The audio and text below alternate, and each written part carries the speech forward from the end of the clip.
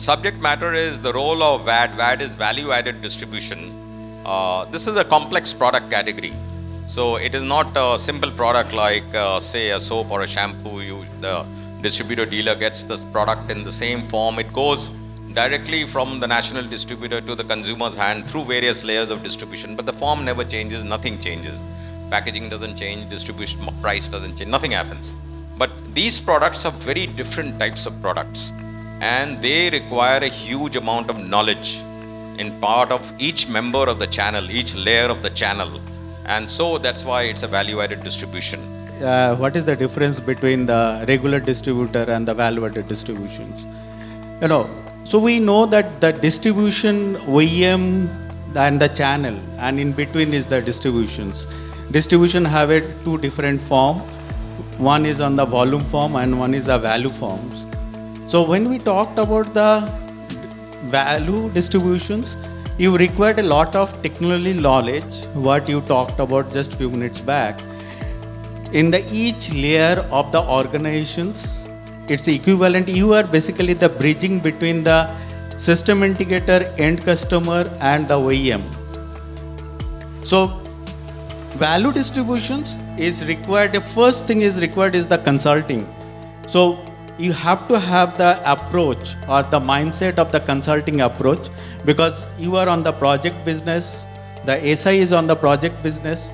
They have to understand what is the end customer needs and what is the gap, how you define the TCO and ROI.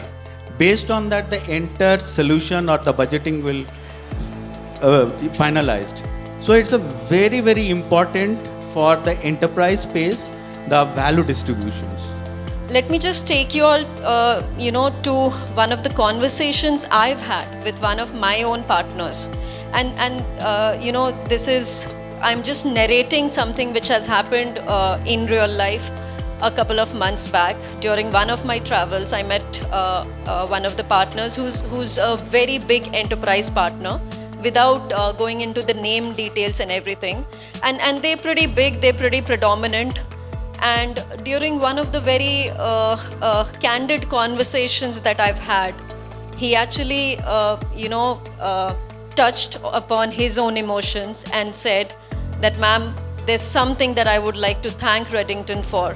And that is, 4 years back, Redington, the team then Redington, had come to me and shown me a figure. They had told me, 4 years later or 5 years later, this is a ballpark figure that we, envisage to take you at. And that ballpark figure was 1,000 crore figure. Probably 4.5 years back, the then team Redington had actually shown a vision to this partner that this partner would be touching 1,000 crore family ballpark figure. And he actually, couple of months back, shook hands with me, thanked me and said, thank you so much, Team Redington, that I've actually done that in less than the vision that you all had given me to. Yes, there are many of the ways you have to put your value addition, that whenever there would be any particular problem statement or any of the product, you have to sell it. But nowadays it's not a product orientation, it's a purely solution centric. So when its solution has to come into the picture, it means that entire integration has to be coming across, and it's not about the one single OEM, or it's like as a combination of multiple OEMs all together, and then to stitch that entire perspective into a one way where the customer, you have to let them understand what is exactly their pain issues, how it has to be resolved, and you should be trust advisor to be many of the times as a vendor agnostic. So being as a VAD, it's not my only product has to go into that portfolio, whatever the solution has to come across. Many of the time that it becomes challenging from being as a value-added distributor to look at from the OEM, from that our SI partners, as well as our customers' preferences, but have to be as a trust advisor. That's a first and foremost priority for that. Personally, my belief about the value distributions, earlier we all people was working as a dealer, and dealer ka most of time we were buying from the distributors, keeping inventory with us and selling. So what happened after a certain time, distributor become more efficient. Us particular time pe distributor was not efficient.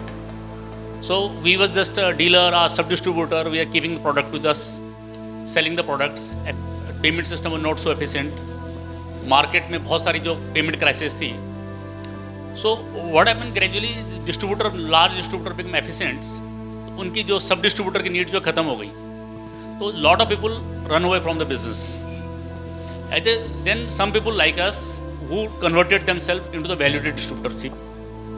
What a value-added distributorship? It's closely, purely you can say system integration आप कर नहीं रहे हैं. Just आप जाके end customer को billing नहीं कर रहे हैं. Almost हम पूरा काम करते हैं. कस्टमर को एडवांस में डेमो देने से, डेमो इक्विपमेंट देने से लेकर के, उसको प्री सेल्स डेमो देने से लेकर के, लीड जनरेशन से लेकर के, इवन जब तक उसका सिस्टम, उसके पेमेंट नहीं आ रही थी कस्टमर की, तब तक हम कस्टमर के एसआई के साथ खड़े हैं. तो that is the value we are adding with the system indicators partners. The funnel creation and enablement to the partner is very, very important. Now, a lot of new technology is coming. A lot of partners are adopting new technology. They are selling certain technologies. So, the telling, to educate the partner, SI partner probably, is very important. And obviously, the pre-sales and post-sales and the managed services is also one of the important part of the value-added distribution.